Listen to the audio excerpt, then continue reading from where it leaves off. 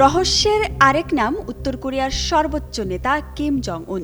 ব্যক্তিগত বা রাজনৈতিক সব ক্ষেত্রেই নিজেকে এক রহস্যময় মানুষ হিসেবে তুলে ধরতেই পছন্দ করেন তিনি। তাকে ঘিরে থাকা শত বিতর্কের মধ্যে সবচেয়ে বড় এবং গোপন বিষয়টি হলো তার মায়ের পরিচয়। কারণ গত 15 বছরের শাসনামলে কিম একবারও জনসম্মুখে নিজের মায়ের নাম উচ্চারণ করেননি। বিশ্লেষকদের মতে শুধু ব্যক্তিগত গোপনীয়তার জন্য নয়, এই একটি সত্য প্রকাশ পেলেই কেঁপে উঠতে পারে পুরো কিম রাজবংশের ভিত্তি।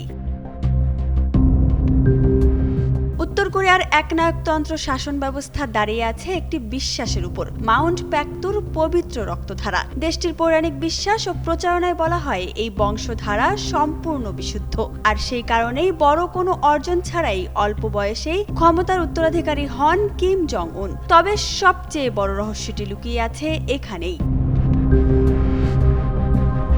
কিম জং উনের মা কো ইয়ং হুই উত্তর কোরিয়ার তথাকথিত পবিত্র মাটিতে জন্ম নেননি। 1952 সালে তিনি জন্মগ্রহণ করেন জাপানের ওসাকা শহরে। তার বাবা মা ছিলেন বর্তমান দক্ষিণ কোরিয়ার জেজু দ্বীপের বাসিন্দা। জাপানে ঔপনিবেশিক শাসনের সময় তারা জাপান চলে যান। কো ইয়ং হুইয়ের বয়স যখন মাত্র 10 বছর, তখন একটি পুনর্বাসন প্রকল্পের প্রলোভনে পড়ে তার পরিবার উত্তর কোরিয়ায় চলে আসে। উত্তর কোরিয়ার কঠোর সামাজিক শ্রেণী ব্যবস্থায় এ ধরনের ফিরে আসা অভিবাসীদের নিচু শ্রেণীর বলে মনে করা হতো। তাদের উপর থাকতো কঠোর নজরদারি। AKS অর্জন করল গিনেস ওয়ার্ল্ড রেকর্ডস। AKS পড়াশোনা ও চাকরির ক্ষেত্রেও ছিল বাধা। আর সবচেয়ে বড় কথা, এমন পরিবারের কোনো সন্তান একদিন দেশের সর্বোচ্চ নেতা হবে, সেটা তো ছিল কল্পনার অতীত। কিন্তু ভাগ্যে লেখা ছিল অন্য গল্প। নিজের সৌন্দর্য আর নাচের দক্ষতা দিয়ে কো ইয়ং হুই নজর কাড়েন তৎকালীন নেতা কিম জং ইলের। দুজনের মধ্যে গড়ে ওঠে প্রেমের সম্পর্ক। তাদের ঘরে জন্ম নেয় 3 সন্তান, যাদের একজন আজকের কিম জং উন। তবে সম্পর্কটি ছিল বিবাহ বহির্ভূত, আর উত্তর কোরিয়ার সমাজে এটি ছিল বড় সামাজিক কলঙ্ক।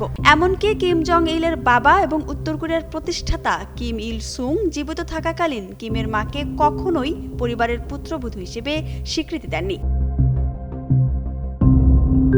2011 সালে কিমের বাবার মৃত্যুর পর কিমের সৎ ভাইয়েরা সরকার বিরোধী মন্তব্য এবং আফিম আসক্তির কারণে উত্তরাধিকার থেকে বাদ পড়েন। ফলে খুব সহজেই ক্ষমতার শীর্ষে বসে পড়েন কিম জং উন।